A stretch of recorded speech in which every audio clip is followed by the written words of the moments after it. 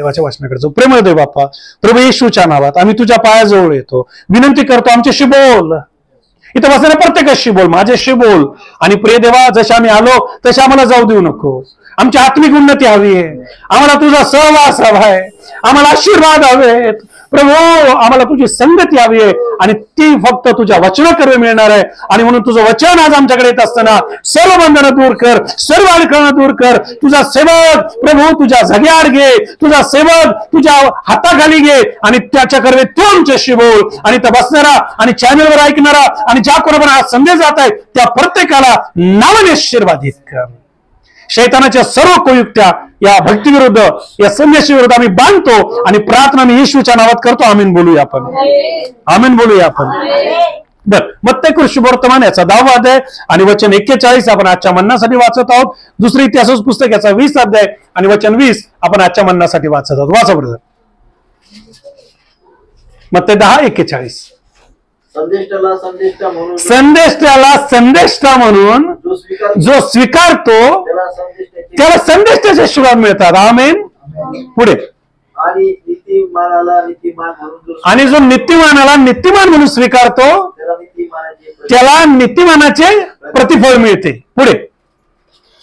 आणि ह्या कनिष्ठातल्या या लहानातील एकाला शिष्य म्हणून जो कोणी केवळ गार पाण्याचा, माझ्या हाताकडे पहा, काय प्यायला देतो? गार पाण्याचा त्याला प्यायला देतो आणि त्याला काय पाजतो? पाणी पाजतो. तो आपल्या प्रतिफळाला मुकणार नाही. परमेश्वर वाचलेलं वचन जे आहे ते आशीर्वादित करो. 2 इतिहास 20 आणि वचन 20 जे आहे आपण ते पण काढून ठेवूया. सापडलं असेल तर वाचा, नाही तर आपण त्याला संदेशाच्या मध्यभागी वाचायला लावणार. सापडलं? वाचा. ते अगदी पहाटेच उठून तकोवाच्या अरण्यात गेले. बर, ते जात असतात तेव्हा त्यांचा राजा यहोशाफाट उभा राहून म्हणाला, अहो यहूद्यांनो आणि यरूशलेम निवासियांनो, ऐका, तुमचा देव परमेश्वर याच्यावर विश्वास ठेवा, म्हणजे तुम्हाला खंबीर होण्यासाठी ताकद मिळेल. आणि त्याच्या संदेशावर विश्वास ठेवा म्हणजे तुम्ही यशस्वी व्हाल. आमेन. हे जे 2 वचन मी आजच्या म्हणण्यासाठी वाचलेत, या वचनावर आधारित जो संदेश मी आपल्याशी देत आहे किंवा बोलत आहे, त्या संदेशाचं शीर्षक आहे सेवकाचा सन्मान करा आणि आशीर्वादित व्हा. आमेन. मी सुरुवातीला सांगितलं तुम्हाला काहीतरी वेगळं आहे काहीच. मी सुरुवातीला सांगितलं की ख्रिस्ती जीवनाला ज्याची अत्यंत गरज आहे तो हा विषय आपल्यासाठी असणार आहे. आणि महत्वाची बाब आपल्याला सांगू द्या, ख्रिस्ती जीवन जगत असताना आपल्याला पदोपदी क्षणोक्षणी देव बापाची गरज असते, त्याच्या मार्गदर्शनाची गरज असते, त्याच्या स्पर्शाची गरज असते, त्याच्या मदतीची गरज असते, त्याच्या साह्याची गरज असते. असते का नसते? देवबापाची गरज आपल्याला पदोपदी आहे. आपल्या प्रत्येकाला त्याचं साह्य लागते, आपल्या प्रत्येकाला त्याची मदत लागते. आणि ही गरज, ही मदत पदोपदी देवबाप आपल्या प्रत्येकाची त्याच्या सेवकाकडे पूर्ण करत असतो. आपल्या निराशामध्ये आम्हाला आधार मिळतो आणि तो आधार देवाचा सेवक आपल्याला देत असतो. आपल्या आजारामध्ये आपल्याला आरोग्य मिळते आणि त्यासाठी सेवक प्रार्थना करत असतो आणि देवबाप आरोग्य देत असतो. आपल्या हर एक प्रकारच्या जीवनातल्या पडत्या काळामध्ये, उतरत्या काळामध्ये देवाचा सेवक आपलं ओझं घेत असतो, आपल्यासाठी गुडघे टेकत असतो, आपल्यासाठी प्रार्थना करत असतो, आपल्याला आधार देत असतो, आपल्यासाठी आशीर्वाद लावतो, आपल्याला कव्हरिंग देतो आणि परमेश्वर त्या स्थितीमध्ये आपल्याला मदत करत असतो. आपल्या घरात काहीही असू द्या, आपण सेवकाला म्हणतो की या गोष्टीसाठी प्रार्थना करा. आताच ब्रदर सांगत होते की आमच्या बिझनेससाठी प्रार्थना करा, नाही या वर्षी तर पुढच्या वर्षी आमचा जो बिझनेस आहे तिथून आम्ही देवाचा सन्मान करू, आम्ही देवासाठी अर्पण करू. आणि वेगवेगळ्या प्रार्थना विनंत्या आम्ही ज्या आहेत त्या डायरेक्ट देवावर नाही टाकत, तर आम्ही सेवकावर टाकत असतो. आणि सेवकांना सांगतो आमच्या लेकरासाठी प्रार्थना करा, सेवकांना सांगतो आमच्या कामासाठी प्रार्थना करा, सेवकांना सांगतो आमच्या थांबलेल्या ज्या गोष्टी आहेत त्या व्हाव्यात म्हणून प्रार्थना करा. हा सेवकच असतो जो आम्हाला प्रभुभोजन देतो, हा सेवकच असतो जो आम्हाला बाप्तिस्मा देतो, हा सेवकच असतो जो आम्हाला क्षणोक्षणी पदोपदी देवबापाने दिलेल्या कामगिरी ज्या आहेत त्या पार पाडून करून आम्हाला देवाच्या सहवासात नेत असतो. लक्ष बरोबर आहे का? ज्या प्रकारे एका आईला लेकराच्या वेदना होतात, त्याच प्रकारे एका सेवकाला आपल्या मंडळीच्या, आपल्या लेकरांच्या वेदना होत असतात. गलतीकाराच्या पुस्तकाचा 4 अध्याय आणि वचन 19 मध्ये संत पौल म्हणतो की जशी आई प्रसूती वेदना देते, जशी आई आपल्या लेकरासाठी का देते, हे गलतीकाराच्या लोकांनो, तुमच्यासाठी मला त्याच वेदना होत आहे, तीच प्रस्तुती वेदना होती, त्याच यातना होतात. देवाचा सेवक जो आहे, तो देवाचा सेवक आपल्यासाठी, आई जशी आपल्या लेकराची काळजी घेते, आई वडील जसं आपल्या लेकरासाठी झटतात, पळतात, धावतात, त्याच प्रकारे हा आत्मिक बाप आणि ही आत्मिक आई आपल्यासाठी वेदना घेत असते, त्रास घेत असते, दुःख सहन करत असते आणि आपल्या प्रत्येक गोष्टीमध्ये फक्त आणि फक्त आपला आत्मिक हित, आपला आत्मिक उन्नती आणि आपली आत्मिक प्रगती जर कोण इच्छितो, तर तो असतो आपला पालक, तो असतो मंडळीचा सेवक, तो असतो संदेष्टा, तो असतो नीतिमान आणि तो असतो लहानातला लहान सेवक, जो आपलं भलं आणि आपलं भलं आणि आपलं भलं होण्याचा विचार करत असतो. बोलो येशू मसीह की, बोलो येशू मसीह की. आणि म्हणून शास्त्र मला सांगतं की सेवक हा जो आहे, हा आमच्या भल्यासाठी आहे. कधी तुम्ही असा कुठला सेवक पाहिला की जो तुम्हाला पाहिलं का तुमच्या विरुद्ध बोलेल, शाप देईल, तळतळाट देईल, तुमच्या दिशेने वेगवेगळे काहीतरी देवाकडून येणारे क्रोध प्रगट करेल? कुठला सेवक असं करणार नाही. तुम्ही कसेही वागा, तुम्ही कितीही सेवकांना त्रास द्या, तुम्ही कितीही सेवकांच्या विरुद्ध जा, सेवक फक्त तुमच्यावर प्रेम करणार, सेवक फक्त तुमचा आदर करणार, सेवक फक्त तुमच्यासाठी प्रार्थना करणार, सेवक फक्त तुम्हाला माफ करणार. कारण सेवक एक आईप्रमाणे आपलं सहन करत असतो. एखादा सेवक येत असेल, कधी मागे मला एकाने सांगितलं, पालक साहेब आमच्यासाठी प्रार्थना करा. काय झालं? एक सेवक आले आणि आमच्या दारामध्ये पाय झटकून गेले म्हणे. आणि काय म्हटलं म्हणे, तुमच्या दारात जा काय पाय झटकतो म्हणे, कारण शास्त्रात लिहिलं जे तुमचा आदरातिथ्य करणार नाही, जे तुम्हाला त्रास देतील किंवा काय, त्यांच्या दारात काय करा. खरा सेवक असं कधीच करणार नाही. आणि जर एखादा सेवक असं करतो, त्याच्या झटाकडे काही होणार नाही. लक्षपूर्वक आहे का मी काय बोलत आहे? लक्षपूर्वक समजून घ्या मी कोणत्या विषयाला हात घालत आहे. आणि म्हणून या देवाच्या वचनातून आज जो देवाचा संदेश आपल्याकडे येत आहे, तो हा आहे की देवाचा सेवक जो आहे तो आपल्या भल्यासाठी आहे. देवाचा सेवक आपल्याला आधार देण्यासाठी आहे. देवाचा सेवक आपल्याला सांत्वन देण्यासाठी आहे, आशा देण्यासाठी आहे, आरोग्य देण्यासाठी आहे. आम्हाला वेगवेगळ्या प्रकारच्या डाऊनफॉल मध्ये, वेगवेगळ्या प्रकारच्या दुःखामध्ये, वेगवेगळ्या प्रकारच्या आशक्तपणामध्ये तो आम्हाला मदत करण्यासाठी आहे. देवाचा सेवक आमच्यासाठी मध्यस्थी करतो. मला इथं बसणाऱ्या प्रत्येकाला सांगू द्या आणि जे प्रियजन मला ऐकत आहे त्यांनाही सांगू द्या, जे जे प्रियजन आमच्या संपर्कात येतात त्या प्रत्येकासाठी आम्ही नेहमी प्रार्थना करतो. जर आम्हाला असं वाटलं की एखाद्या देवाचं लेकरू, एखादा मेंबर, एखादी बहीण, एखादा भाऊ थोडा माघारी जात आहे, तर आम्ही त्याची भेट घेतो आणि त्याला देवाच्या वचनातून उत्तेजन देतो. मी आता बहीण सोनाला मार्गदर्शन करत होतो की ताई तुम्ही उपवास केले पाहिजे, तुम्हाला 3 लेकरं आहे, तुमचा परिवार आहे, तुमचा बिझनेस आहे आणि उपवास तुम्हाला देवाच्या जवळ नेईल. आणि ती बहिणी मला सांगत होती की मी पूर्वीच्या काळी एवढे किती दिवस केले होते? 15 दिवस मी उपवास केले होते म्हणे. आणि हे देवाच्या सेवकाचं काम असतं की आपण बायबल वाचताय का? आपण चर्चला काय येत नाही? आपण आराधना का करवत नाही? आपल्या आत्मिक जीवनात काय स्थिती आहे? आपण देवापासून दूर तर गेलेले नाही ना.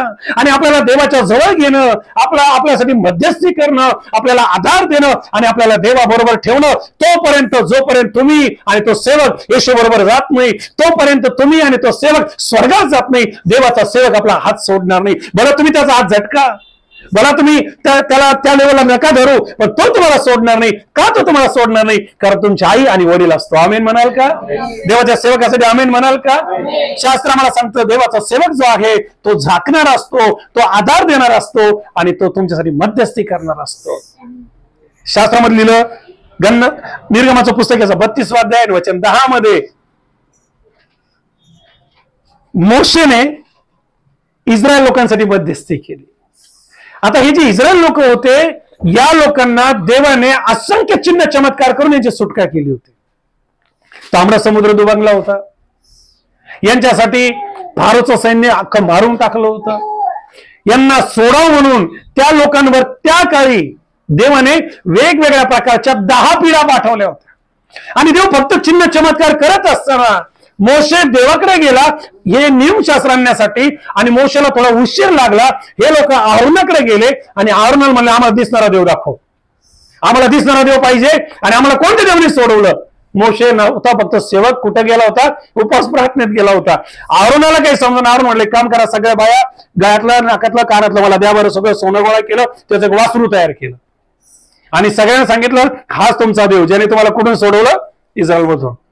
आणि मोशेला काय माहित नाही. देव म्हटलं मोशेला खाली जा, गडबड झाली, हे लोक वासराला देव म्हणताय आणि तू जाऊन त्यांना सांग की ह्या चुकीच्या गोष्टी आहे. आणि जसं मोशे येऊन पाहतो तर काय, या लोकांनी त्या ठिकाणी हाताने बनवलेला जो देव होता त्याचे भजनी लागले होते. देवाचा क्रोध फार भडकला. देव मोशेला म्हटला आत्ताच्या आत्ता यांना सगळ्यांना मारून टाकतो. लक्ष करू काय का, आत्ताच्या त्या रानामध्ये यांचे मुर्दे पाडतो, यांना कणातच देत नाही, कारण यांनी माझा अवेअर केलेला आहे. आणि देवाचा राग एवढा भडकला, देवाला राग आला. लक्ष. आणि जेव्हा देव भडकलेला असताना, देवाला राग आला असताना, कारण त्यांना या सोन्या नाण्याने बनलेल्या वासण नव्हतं सोडवलं, त्यांना या लोकांनी हाताने बनवलेल्या देवांनी नव्हतं सोडवलं, त्यांना कोणी सोडवलं होतं, जिवंत देवाने. त्यांना कोणी सोडवलं होतं, आकाश आणि पृथ्वीचा निर्माण करता एकमेव देवाने. आणि गौरव कोणाला देत होते, हाताने बनवलेल्या त्या मूर्तीला. आणि मग देवाला खूप राग आला. देव म्हटला आता यांना संपून टाकतो. लक्षपूर्वक आहे का, बायबल असं सांगतं, निर्गमचं पुस्तक 32 अध्याय आणि 10 वचनामध्ये म्हटलं मोशे या लोकांसाठी मध्यस्थी करत आहे. मी सुरुवातीलाच तुम्हाला सांगितलं, जो कोणी संदेष्टाला संदेष्टा म्हणून स्वीकारतो त्याला संदेष्टाचे आशीर्वाद मिळतात. आशीर्वाद पाहिजे का, आमेन म्हणा. जो कोणी नित्यमानाला नित्यमान म्हणून स्वीकारतो, सेवकाला सेवक म्हणून स्वीकारतो त्याला सेवकाचे आशीर्वाद मिळतात. अ प्रॉफिट विदाउट ए ऑनर. आज जर सेवकाची स्थिती पाहिली तर सेवक जो आहे तो सन्मानाला मुकलेला आहे. आज जर सेवकाची स्थिती पाहिली तर सेवक जो आहे तो आदरास मुकलेला आहे. इतकंच काय, शास्त्र सांगतं येशू ख्रिस्त जेव्हा नाझरेतमध्ये गेला त्याच्या लोकांनी त्याचा सन्मान केला नाही, त्याला आदर दिला नाही, त्याने मोठे मोठे चिन्ह चमत्कार केले, तरी देखील त्यांनी येशूवर विश्वास ठेवला नाही. बऱ्याच वेळा देव आमच्यासाठी सेवकांचा उपयोग करत असतो. एक भाऊ म्हणत होता, प्रॉफेसी पूर्ण झाली, देवाला धन्यवाद.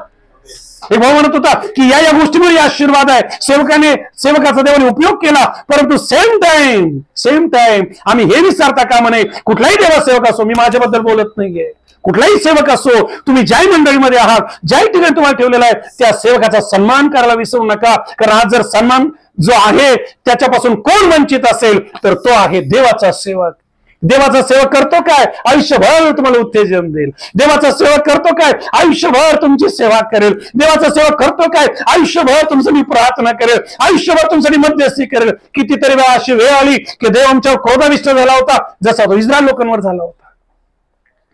कितीतरी वेळा असे क्षण आले की आम्ही देवाच्या विरुद्ध वागलो, आमच्या चुकीच्या गोष्टी झाल्या. कोण आमच्यासाठी मध्यस्थी करत होतं, कोण आम्हाला प्रबोधन देत होतं, कोण देव आमच्यासाठी माफी मागत होतं, तो होता आमचा पालक, तो होता आमचा सेवक. आणि त्या सेवकाच्या प्रार्थनेला ऐकून देवाने आम्हाला माफ केलेला आहे, देवाने आम्हाला नवीन वर्ष दिलेलं आहे, देवाने आम्हाला संधी दिलेली आहे. कारण आमचा देव हा सेवकाची मध्यस्थी कधीच ओलांडत नाही. हालेलुया. हे नका म्हणून मी माझ्या शक्तीने जिवंत आहे, हे नका म्हणून मी माझ्या बळावर इथपर्यंत आलो, तुम्ही त्यामुळे इथपर्यंत आले. कारण तुमच्यासाठी तुमच्या आत्मिक आई वडील तेवढेच गरजेचे असले पाहिजे जेवढे तुम्हाला जन्म देते आई वडील गरजेचे आहेत. तुमच्यासाठी तुमच्या आत्मिक आई वडील तेवढेच सन्मानास पात्र असले पाहिजे जेवढे तुम्हाला जन्म देते आई वडील सन्मानास पात्र आहे. आमेन. विषय समजतो का? हा विषय अत्यंत महत्वाचा विषय आहे. आज सेवकाला आदर दिला जात नाही, आज पालकाचा सन्मान केला जात नाही, उलट अर्थी पालकाकडे दुर्लक्ष होतं. परंतु शास्त्र मला सांगतं की जर तुम्ही माझ्या सेवकावर विश्वास ठेवाल तर तुम्हाला यश मिळणार आहे. यहोशापाट आपल्या लोकांना म्हणाला, शत्रूशी लढायचंय, आपल्या हातून काही होणार नाही. तलवारीवर विजय नाहीये, बिझनेसवर विजय नाहीये, शिक्षणावर विजय नाहीये, पैशावर विजय नाहीये. विजय जर प्राप्त करायचा असेल तर आम्हाला सेवकाची गरज आहे, सेवकाच्या प्रार्थनेची गरज आहे, सेवकाच्या मार्गदर्शनाची गरज आहे, सेवकाच्या मध्यस्थीची गरज आहे, सेवकाच्या आधाराची गरज आहे, सेवकाच्या आमच्या जीवनामध्ये असलेल्या इंटरसेशनची गरज आहे. Hallelujah, hallelujah. आम्ही अशा शहरात आहोत जिथं सेवकाची रांगच रांग आहे. आम्ही अशा जिल्ह्यामध्ये आहोत जिथं सेवक आहे. मग आम्हाला कधी कधी सेवक कॉमन वाटून जातो, कधी कधी आम्हाला सेवक इकडं सेवक तिकडं सेवक, जिकडं पाहावं तिकडं. आम्हाला असं वाटतं आता काय, आम्हाला सेवक नॉर्मल वाटू लागतो. कुठलाही देवाचा सेवक तुमच्या संपर्कात आला, कुठलाही देवाचा सेवक तुम्हाला दिसला, त्याला आवर्जून हस्तांदोलन करा, त्याला आवर्जून सलाम द्या, आवर्जून त्या सेवकाला म्हणा शांती असो. आणि जर का तो तुम्हाला म्हणा शांती असो, तुम्हाला खरीखुरी शांती प्राप्त होणार आहे, तुम्हाला खरेखुरे आशीर्वाद प्राप्त होणार आहे. देवाच्या सेवकाचा अनादर करू नका, देवाच्या सेवकाला पाहून आपलं तोंड कधी फिरू नका. देवाचा सेवक, मी कोणाचा सेवक म्हणतोय, कोणाचा सेवक म्हणतोय? हा दुप्पट सन्मानास पात्र आहे बायबल सांगतं. पहिले तिमोथेचं पुस्तक याचा 5 अध्याय 17 वचन जर तुम्ही वाचलं, शास्त्र सांगता की हे जे सेवक आहे, जे मंडळीत काम करतात, हे किती सन्मानास पात्र आहे? दुप्पट सन्मान. आमच्याकडून प्रेज लॉर्ड होत नाही हो. आमच्याकडून त्यांना साधं हे विचारत नाही की काय चाललंय, तुम्ही कसे आहात, कुटुंब कसं आहे, लेकरं कसे आहे, तुमची काही अडचण आहे का, आम्हाला तुमची काही प्रार्थना विनंती का सांगा. आमच्याकडून साधं हे होत नाही की आम्ही तुमच्यासाठी प्रार्थना करत आहोत. आमचं साधं हे होत नाही की आम्ही तुमच्या बरोबर उभा आहोत आणि जरी 2-3 दिवस पुढे आलो नाही, आता आम्ही आहोत, नंतर आम्ही दिसत नाही, नंतर आम्ही गायब होतो. कशाला आशीर्वाद मिळतील? आणि आम्हाला उलट गणित सांगतो, बायबल सांगतं सेवकाचा सन्मान करा. आज मंडळी वाटतं सेवकाने आमचा सन्मान केला. असे आईबाप तुम्ही पाहिले का? असे आईबाप तुम्ही जगात पाहिले का की त्यांचे लेकरं म्हणतात आमचा सन्मान कर बरं? नाही, त्या आईबापांचा सन्मान झाला पाहिजे. आमेन. वडीलधारे म्हणून त्यांना आदर गेला पाहिजे. जन्माला घातलं म्हणून त्यांना त्या ठिकाणी अप्रिशिएशन केलं पाहिजे. आत्मिक आई वडिलांचं काय? बोलायची मसी की मी सुरुवातीला सांगितलं आजचं वचन काय होणार आहे? आशीर्वादित होणार आहे. आजचं वचन एकतर आम्हाला खूप आवडेल, तर आम्हाला बिलकुल आवडणार नाही. तुम्हाला आवडो किंवा ना आवडो, माझ्या देवाने जे मला तुमच्याशी बोलायला लावलं ते मी बोलत आहे. आणि माझा विश्वास आहे जर देव बोलतो तर ते तुमच्या हृदयात जाणार आहे आणि यातून तुम्हाला आशीर्वाद मिळणार आहे. टाळ्याचा अर्पण देवाला द्या, कारण आमचा देव हा सन्मानास पात्र आहे. बोलो येशू मसीह की, बोलो येशू मसीह की. शास्त्र सांगतं माझ्या अभिषक्ताला हात लावू नका. 1 इतिहास पुस्तक 16 अध्याय आणि वचन 22. Do not touch my anointed.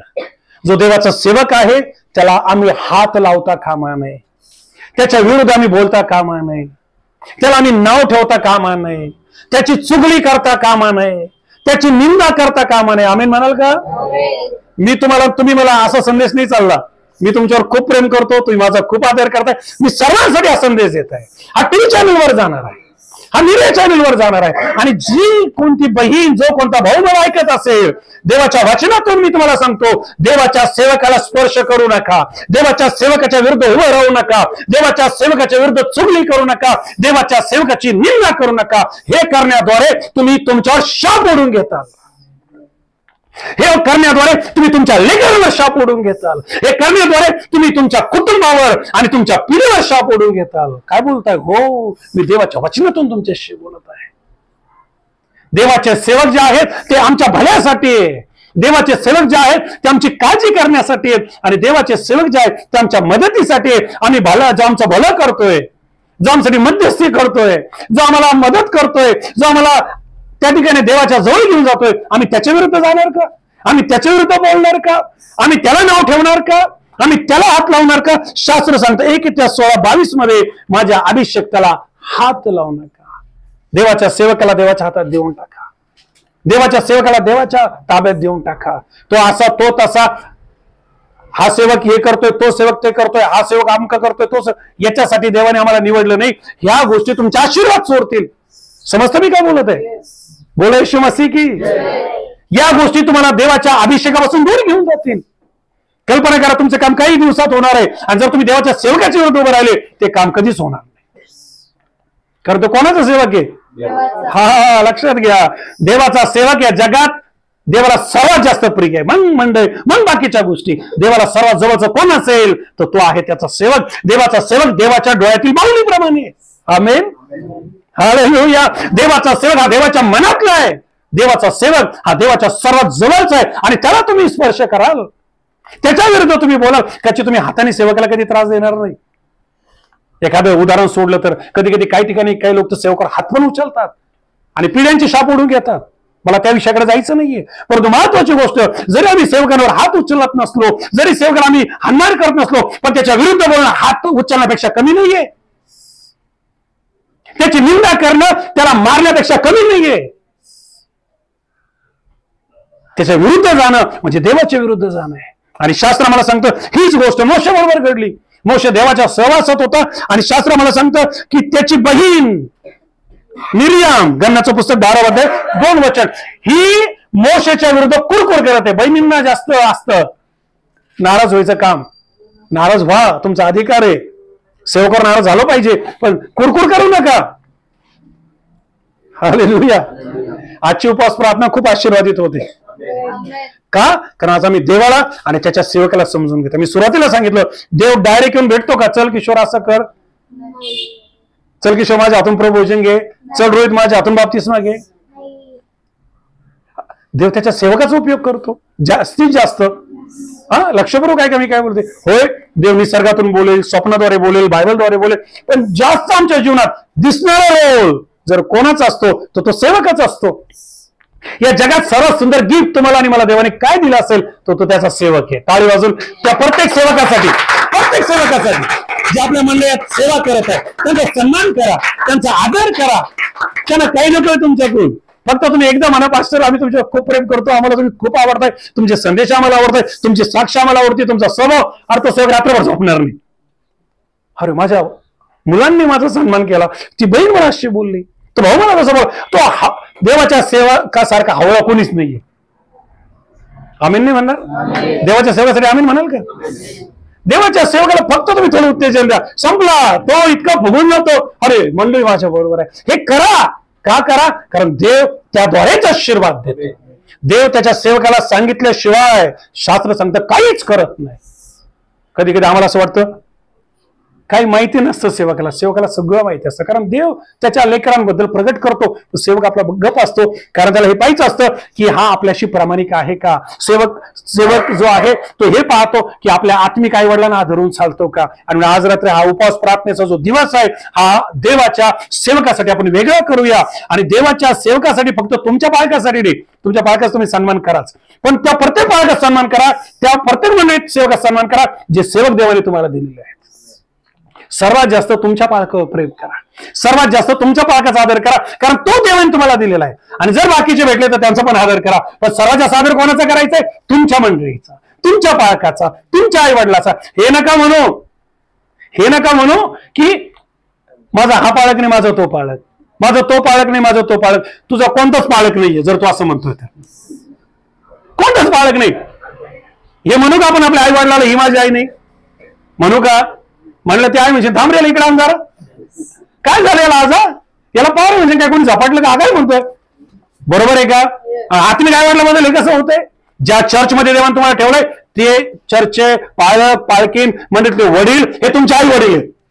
ज्या मंडळीत देवाने तुम्हाला ठेवलं ते पालक ते सेवक हे देवाने तुम्हाला दिलेले आहेत. आणि जर तुम्ही तिथे जाताय आणि जर ते तुम्हाला देवाने दिले तर तुम्हाला त्यांच्याशी प्रामाणिक करायचंय, त्यांचा आदर करायचाय, त्यांचा सन्मान करायचाय, त्यांच्यावर प्रेम करायचंय, त्यांना उचलून धरायचंय, त्यांच्यासाठी प्रार्थना करायची, त्यांना त्या ठिकाणी तुम्हाला आधार द्यायचाय, तुम्हाला उत्तेजन द्यायचंय, त्यांच्यासाठी आशीर्वाद द्यायचे आणि त्यांना त्या ठिकाणी एनकरेज करायचंय. देवाच्या सेवकाला सन्मान मिळालाच पाहिजे.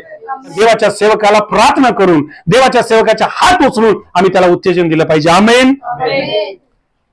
लक्ष एक इंटरेस्टिंग गोष्ट आहे. मोशे हा देवाबरोबर चालायचा. मोशे हा देवाचा माणूस होता, देवाचा मित्र होता, देवाच्या आवडीचा होता.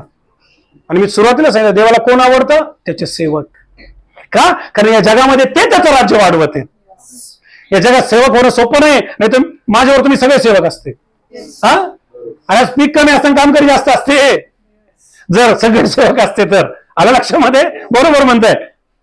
आणि म्हणून आपल्याला प्रार्थना करायला लावलेली आहे की पीक फार आहे, कामकरी थोडे. आणि म्हणून सेवक कोणी नाही होऊ शकत. आणि कोणी झाला तर काही काळ तो बस झाला, ते काय माझ्या बच्ची बात नाही.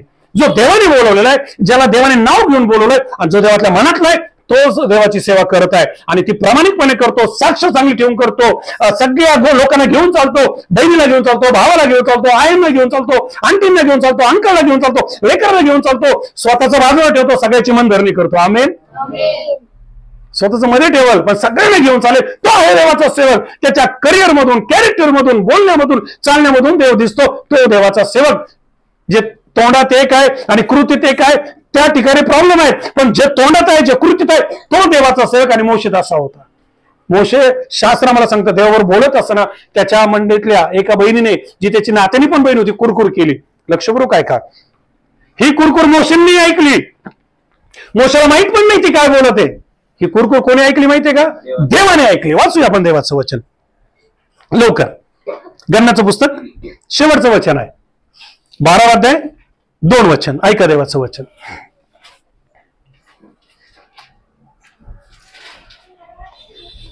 सापडलं, वाचा. ती म्हणाली, ऐका, ती म्हणाली परमेश्वर केवळ मोशेशीच बोलला का?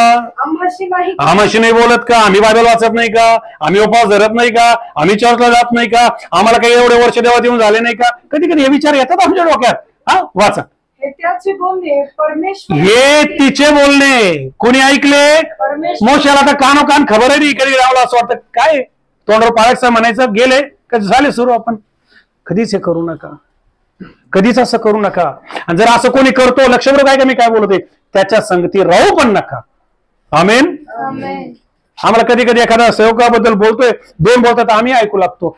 कधी बोलत नसू, ऐकू लागणं बोल लागणं एकच झालं. हालेलुया. याच्यानंतर जर कोणी असा संपर्क झाला, जो सेवकाला नाव ठेवत असेल, त्याच्या सावलीला काय म्हणतात त्याला, ते सावली पण पडू देऊ नका, त्याच्या सावलीला पण उभं राहू नका, कारण तो देवाच्या करुणेतून दयेतून पडलेला आहे. जर आमचे आशीर्वाद कशामुळे जातात, तर सेवकांच्या विरुद्ध बोलण्यामुळे. Hallelujah, hallelujah. सेवकाचा सन्मान जो आहे तो समोर पण झाला पाहिजे आणि मागे असताना पण झाला पाहिजे. आमेन. हालेलुया. आणि जर एक सन्मान करणार उभा राहिला, अख्खं घर सन्मान करणार आहे, अख्खी चर्च मंडळी सन्मान करणार आहे. आणि मी तुम्हाला देवाचा दास आहे सांगतो, देवाच्या सेवकाला स्पर्श करू नका, देवाच्या सेवकाच्या विरुद्ध बोलू नका, देवाच्या सेवकाला दुःख देऊ नका. जर का तुमच्यामुळं, बोलू का? ठीक आहे. जर का तुमच्यामुळं देवाचा सेवक एखादा चुकून उकून रडला, संपला विषय. मी कधीच कुठल्या सेवकाच्या अश्रूचं कारण बनता कामा नये. समजतं मी काय बोलत आहे? जर का तो रडला, फार भयानक गोष्टी मान, संपला विषय.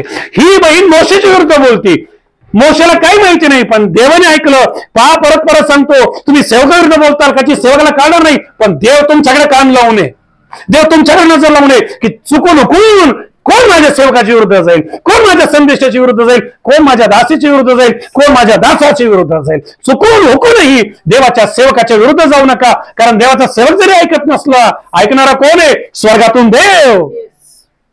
कोणाला माहिती नाही काय झालं. देव म्हटलं, चल मोशे खाली ये, तुझ्या भावाला बोलो, त्या मिरियमला बोलो, मंडईला गोळा कर. मोशेला काय काय झालं? सगळे गोळा झाले. देव म्हणतो, ऐका ऐका, या बहिणीने, या नावाच्या या बाईने ही हिंमत कशी केली माझा सेवक मोशे याच्या विरुद्ध बोलायची? कोणाला राग आला?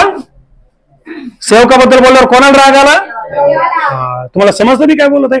ज्या वेळेस आम्ही देव सेवकाविरुद्ध बोलतो, कोणाला राग येतो? हे आज फिट करून टाका. असं आहे, देवाला राग आणताय, काय करताय? देवाचा क्रोध ओढून घेताय, काय करताय? शाप ओढून घेताय. Hallelujah, hallelujah. देवाच्या सेवकाचा सन्मान करत चला. त्याचा न्याय करणं, त्याचा बाकीचं काय करणं हे तुमचं काम नाही. देव आणि तो काय करतोय, कसं करतो, देव ठरवाल, त्याचं प्रतिफळ त्याला. पण तुम्हाला तुमच्यासाठी तो आशीर्वादाचं कारण आहे. तुमच्यासाठी तो आत्मिक बाप आणि आई आहे. जसं तुम्ही आपल्या आई बापावर प्रेम करता, तसं त्याच्यावर प्रेम करा. पहा, इतके आशीर्वाद येतील, इतके आशीर्वाद येतील. लोक म्हणतील, कसं काय एवढा आशीर्वाद? सांगा. आम्ही देवाच्या सेवकाचा सन्मान करतो, आम्ही कधीही सेवकाविरुद्ध बोलत नाही, आम्ही कधीच सेवकाची चाडी करत नाही, आम्ही कधीच सेवकाला नाव ठेवत नाही, आम्ही कधीच सेवकाला हात लावत नाही, आम्ही कधीच सेवकाची निंदा करत नाही. आरोग्य तुम्हाला मिळेल, तुमच्या घराचे कामं होतील, तुमचे लेकरं उंच पदात जातील, तुमचे बिझनेस आशीर्वादित होतील, तुमचे स्वप्न पूर्ण होतील. आमेन नाही येते? हे कोणी आम्हाला सांगितलंच नाही. हो, म्हणून तुम्ही सांगतोय. हे आम्हाला माहिती होतं, पण कधी लक्षात नाही आलं. होय, म्हणून तुम्ही लक्षात आणून देतोय. याचा कधी आम्ही विचारच केला नाही. आज तरी खरा, याचा खरा. कारण का? देवाच्या नजरेतून पडणं म्हणजे सगळं गमावल्यासारखं आहे. मोशे म्हटला, देवा हिच्यावर दया कर, जाऊ दे, कळत न कळत बोलले, असं काही झालं तर माझीच आहे, पाळक हेच करतो मी तुम्हाला सांगितलं. देव म्हटला, तिला लाज नाही वाटली का? नंतर वाचा तुम्ही, तिला लाज नाही वाटली का माझ्या सेवकाविरुद्ध बोलायची? लाज नाही वाटली का? 7 दिवस तिला बाजूला करा आणि तिला कोड फुटले. बाबा सांगतो, कोड माझी देवाकडे ही प्रार्थना आहे. ए प्रॉफिट विदाउट ऑनर, देवाचा सेवक सन्मानाशिवाय ते बरं नाही वाटत. आणि म्हणून जोही देवाचा सेवक देवाने तुम्हाला दिलेला आहे त्याचा आदर करा. तोंडावर एक आणि माग एक हे बंद झालं पाहिजे.